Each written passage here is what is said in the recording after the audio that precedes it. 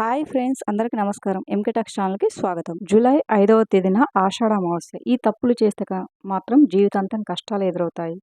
హిందూ మతంలో అమావాస్యకి ఎంతో ప్రాముఖ్యత ఉంది. అమావాస్య తేదీ విష్ణుమూర్తికి అంకితం చేస్తారు. ఈ రోజున విష్ణుమూర్తిని పూజిస్తారు. హిందూ మత విశ్వాసాల ప్రకారం ఆషాఢ అమావాస్య చాలా ముఖ్యమైన తేదీ. ఈ సంవత్సరం జూలై 5వ తేదీన ఆషాఢ అమావాస్య వస్తుంది. ఆషాఢ అమావాస్య రోజున ఎట్టి పరిస్థితుల్లోనూ ఆలస్యంగా నిద్ర లేవకూడదు. అలా చేస్తే ఇంట్లో దరిద్ర దేవత తిష్ట వేసుకొని కూర్చుంటుంది. ఆషాఢ అమావాస్య రోజు పాటించాల్సిన అనేక నియమాలు ఉన్నాయి. ఈ అమావాస్య రోజున మనం చేసే పనుల్లో తగిన జాగ్రత్తలు తీసుకుంటే మన ఇంట్లో ఉన్న దరిద్ర దేవతని ఇంటి నుంచి తరిమేసి లక్ష్మీదేవిని ఆహ్వానించవచ్చు. అమావాస్య రోజున ఖచ్చితంగా తలస్నానం చేయాలి. ఈ రోజున తలస్నానం చేయకపోతే దరిద్రం వెంటాడుతుంది. అందుకే అమావాస్య రోజున తలస్నానం ఖచ్చితంగా చేయాలి. ఈ రోజున తలకు నూనె అస్సలు రాసుకోకూడదు. ఈ అమావాస్య రోజున మీ పూజ గదిలో లక్ష్మీదేవి ఫోటో ముందు ఒక తమలపాకు ఉంచి దాని మీద మట్టి ప్రమిద పెట్టి 5 ఒత్తులతో దీపారాధన చేయాలి.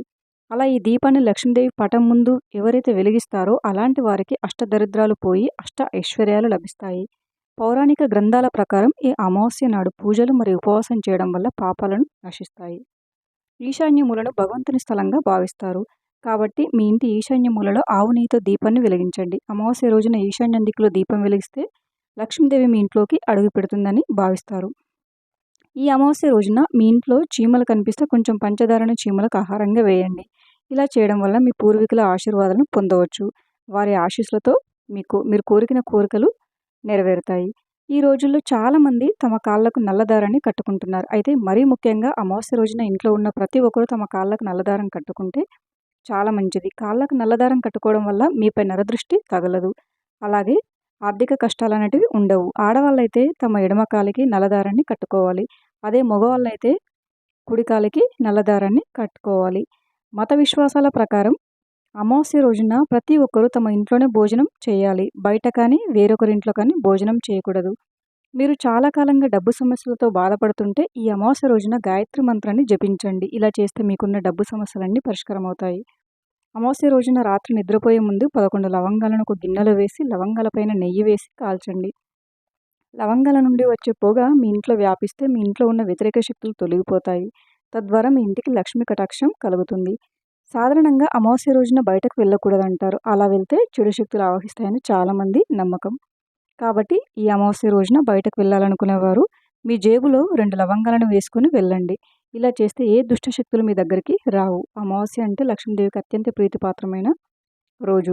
అమావాస్య రోజున సాయంత్రం సమయంలో ఒక రాగి చెంబులో నీళ్లు పోసి దాన్ని మీ ఇంటి గుమ్మం ముందు పెట్టండి. ఇలా చేస్తే మీ ఇంట్లో ఉన్న దరిద్ర దేవత బయటకు వెళ్ళిపోయి మీ ఇంట్లోకి దేవతలు అడుగు పెడతారు. అలాగే అమావాస్య రోజున మీ బీరువా తలుపులను శుభ్రంగా తుడిచి బీరువా మీద గంధంతో స్వస్తిక్ గుర్తును వేసి మీ బీరువాలో ఒక చిన్న లక్ష్మీదేవి ఫోటోను పెట్టండి. ఇలా చేస్తే మీ బీరువాలో లక్ష్మీదేవి నివసిస్తుంది. తద్వారా మీరు ధనవంతులయ్యే అవకాశం ఉంది. లక్ష్మీదేవికి ఎరుపు వస్త్రం అంటే చాలా ఇష్టమైనది. కాబట్టి అమావాస్య రోజున మీ బీరువాలో ఒక ఎరుపు వస్త్రాన్ని పెట్టండి. ఇలా చేయడం వల్ల మీ ఇంటికి ఆదాయం బాగా పెరుగుతుంది. ఈ రోజున తెలిసి తెలియక ఎవరితోనూ అబద్ధం చెప్పకూడదు. ఈ రోజున ఎవరికైనా మీరు అబద్ధం చెబితే మీ జీవితంలో ఏలినట్టు శని వెంటాడుతుంది. మన హిందూ మతంలో నదులను అత్యంత పవిత్రమైనదిగా పరిగణిస్తారు. ఆషాఢ అమావాస్య రోజున నదుల్లో ఉన్న గంగాజలం అమృతంగా మారుతుందని నమ్మకం. కాబట్టి అమావాస్య రోజు గంగా నదిలో పవిత్ర స్నానం చేస్తే ముక్కోటి దేవతల ఆశీర్వాదం లభిస్తుంది. గంగాజలం కూడా అందుబాటులో లేనివారు స్నానం చేసేటప్పుడు గంగా, గోదావరి, కావేరి ఇలా పుణ్యనదుల పేర్లను తలుచుకుంటూ స్నానం చేసినా సరిపోతుంది.